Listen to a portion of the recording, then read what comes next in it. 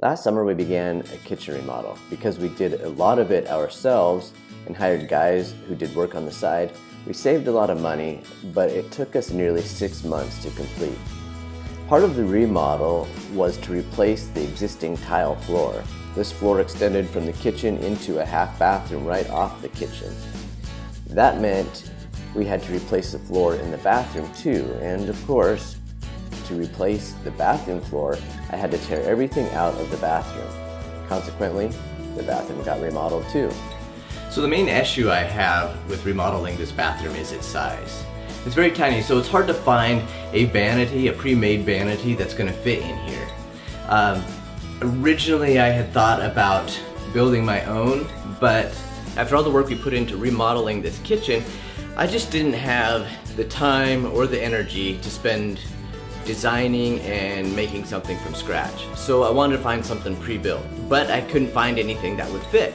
So I had the idea, what if I repurpose an old dresser or maybe an accent cabinet? So I went onto wayfair.com and started searching, and I found one that was the perfect size to fit in that bathroom. I ordered this cabinet from Wayfair.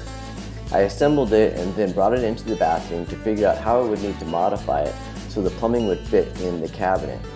I also purchased this porcelain vessel sink and this waterfall spout faucet. First thing I needed to do was to partially disassemble the cabinet.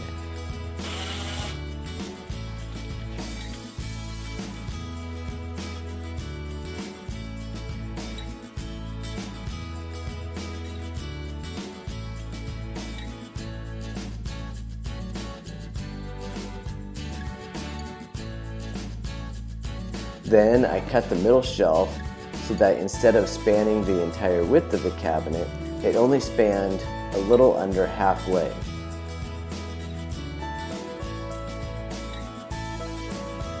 I used 1/2-inch plywood to make the modification.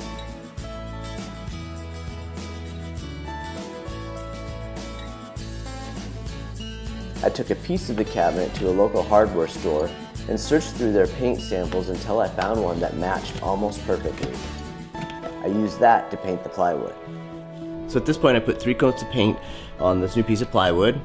Now it's time to reassemble. I've drilled some pocket holes for assembly, so we'll put this together and hopefully everything works out. Then we'll be able to take it back into the bathroom and start working on the plumbing.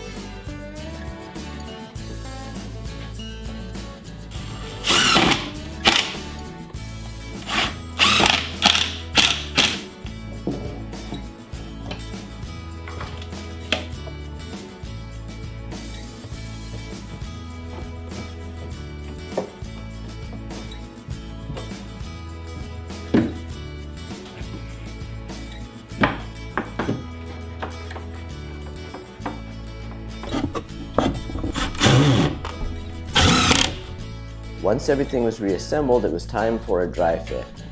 I brought the cabinet back into the bathroom and fit it in place, and then fit the sink and faucet. From there, I determined where I needed to drill holes in order to plumb the sink and the faucet.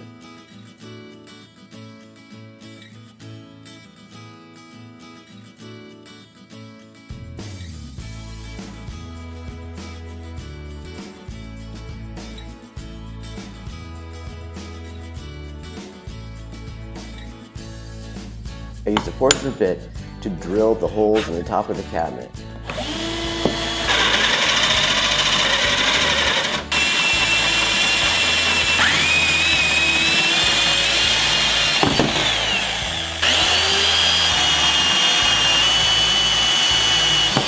will have a separate video on the plumbing to show exactly how I did this. I'm no plumber and I don't have the tools to do it the way a plumber would, so I had to find parts specifically for the DIYer like myself. I found the snappy trap and have used it successfully in other projects, so I purchased one for this project. I also used this plumber's putty that I had left over from another project to help seal up the drain. If you know what you're doing with PVC, you could do this plumbing for a lot less, but these tools worked great for me. The last thing I needed to do was to figure out how to keep the doors closed. Changing the shelf removed the magnet that was originally used to keep them closed. Now there wasn't any good way to mount that magnet. Not only that, the right-hand door didn't have anything to stop it inside the cabinet. To fix this, I took a scrap piece of wood and painted it, and then nailed it in place. I drilled 2 small holes where I could inset a couple of magnets.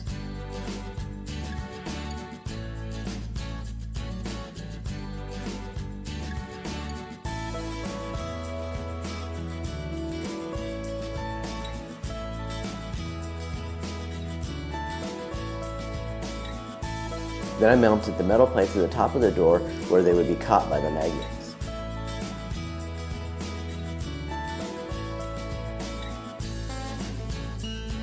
One step I didn't show is sealing up the sink. I used Lexel caulk to seal around the base of the sink, and I also used it to seal around the holes I drilled in the top. After all that, it was done. It was actually a pretty simple project, and it turned out great.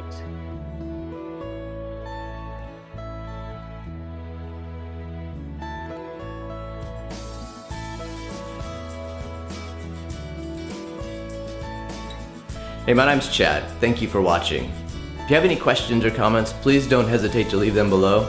And if you haven't subscribed, please hit that subscribe button.